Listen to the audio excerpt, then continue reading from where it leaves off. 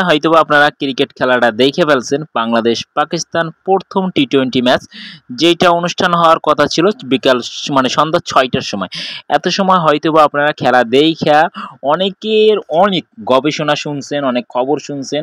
ঠিক আছে? বাংলাদেশ জিতছে, অনেকে অনেক ভালো মন্তব্য করছে। বেশিরভাগ মন্তব্যই আপনি পজিটিভ পাবেন, কোনো নেগেটিভ মন্তব্য পাবেন না। এখন আমার থেকে কিন্তু অনেক ভালো, ভালো বড়, বড় মানে ক্রিকেট গবেষক আছে। আমি তো কোনো ক্রিকেট গবেষক না, আমি একজন ফ্যান। আপনি, আমি, আমরা দোনোজনকেই একই। মানে আপনিও যা, আমিও তা। একজন ক্রিকেট ফ্যান বলতে পারেন। ঠিক আছে? ওই ধরতে গেলে টাইগার শোয়েব যেমন ক্রিকেট ফ্যান, মানে সে স্টেডিয়ামে চইলা যায়, তার টাকা বেশি, স্টেডিয়ামে চইলা যায়। আমার টাকা কম, আমি তার জন্য কি আমার মন্তব্যগুলো আমি ইউটিউবের মাধ্যমে আরকি প্রচার করি। এইখানে আমি যে বিষয়টা আজকেরা বলতে চাইতেছি এইটা হলো আপনার বাংলাদেশ ক্রিকেটটা জিতছে, এইটা আমি অনেক খুশি।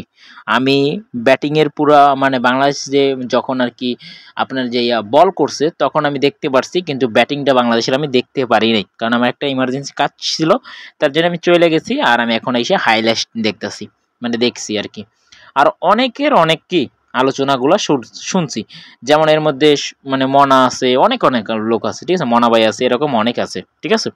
তো আমি যেটা বলতে চাই ভাই, বাংলাদেশ জিতছে এই নিয়ে বেশি আমরা লাফালাফি না করি। কারণ কি, এর আগে শ্রীলঙ্কার ম্যাচটা দেখেন, শ্রীলঙ্কার ম্যাচটার মধ্যে কিন্তু টি-20 সিরিজটা মানে জিতছে। ঠিক আছে? বাংলাদেশ টি-20 সিরিজটা জিতছে, অনেক ভালো টি-20তে বাংলাদেশ কাম ব্যাক করছে।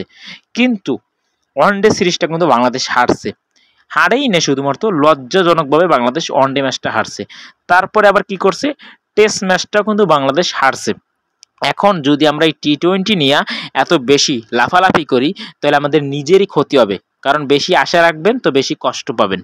কারণ দেখেন, পাকিস্তান কিন্তু মোটামুটি একটা টিম। ঠিক আছে? পাকিস্তানের যে এখন বর্তমান যে স্কোয়াডটা বাংলাদেশে খেলতে আসছে, এর মধ্যে কিন্তু অনেক পাকিস্তানের সেরা সেরা প্লেয়ারগুলা নাই, যেটা আপনি বড় মঞ্চে কিন্তু পাবেন। যেমন বড় মঞ্চে আপনি কি ধরেন, এই যে টি-20 কাপে আপনি মানে টি-20 কাপটা যেটা হবে ওইটা কিন্তু আপনি তাদেরকে পাবেন, ওই বড় বড় প্লেয়ারগুলোর পাবেন। যেমন এর মধ্যে হলো কি বাবর আজম। ঠিক আছে? প্রথমত বাবর আজম, শাহিন আফ্রিদি, এরকম হাজার হাজার প্লেয়ার আছে যারা কি বড় বড় মাপের প্লেয়ার।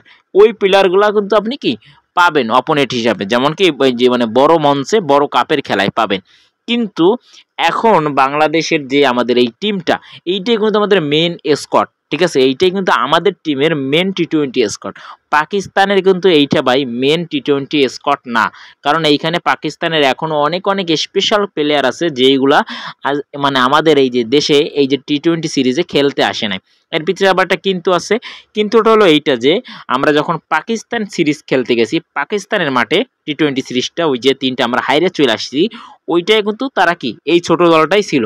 ওইটাই বাবর আজম ছিল না। ঠিক আছে? শাহিন আফ্রিদি ছিল না। তো এরকম কি অনেক প্লেয়ারই ছিল না। কিন্তু ভাই, যখন তারা বড় মঞ্চে খেলবে, কোনো বিশ্বকাপ খেলবে, ওয়ার্ল্ড কাপ খেলবে, তখন কিন্তু তাদের কি পুরো বড় স্কোয়াডটাই মাঠে নামবে। কিন্তু বাংলাদেশের কিন্তু মূল বড় স্কোয়াডই এইটা। কারণ অনেক আগে থেকেই সাকিব আল হাসান বাদ চলে গেছে, মাহমুদুল্লাহ রিয়াদ বাদ চলে গেছে। এখন যারা আছে এরাই কিন্তু আমাদের বড় স্কোয়াড। এছাড়া কিন্তু আমাদের স্পেশাল কোনো ওরকম আইকনিক প্লেয়ার এখন বাংলাদেশ টিমের মধ্যে কিন্তু আপনি পাবেন না। তো এইটা নিয়ে আমরা বেশি মাতামাতি না করি। আর এইটা কিন্তু আমাদের সবাই জানি, মিরপুরে হচ্ছে বাংলাদেশ ক্রিকেটটা আর কি আজকের মানে যে খেলাটা হয়েছে। আর মিরপুরের পিচ কেমন আমরা সবাই জানি, মোটামুটি ভালো বলতে পারবেন। কারণ কি, মিরপুরের পিচটার পাকিস্তান দোষ দিছে, কিন্তু আমার মতে মিরপুরের পিচ যথেষ্ট পরিমাণ ভালো। কারণ ভাই, যেইখানে বাংলাদেশ টুকটাক রান পাচ্ছে, বাংলাদেশ মোটামুটি ভালো পরিমাণও আপনি বলতে পারেন যে রান পাইছে, কিন্তু বাংলাদেশ যেখানে রান পাইছে সেইখানে আপনি রান পাচ্ছেন না, এটা আপনার ব্যর্থতা।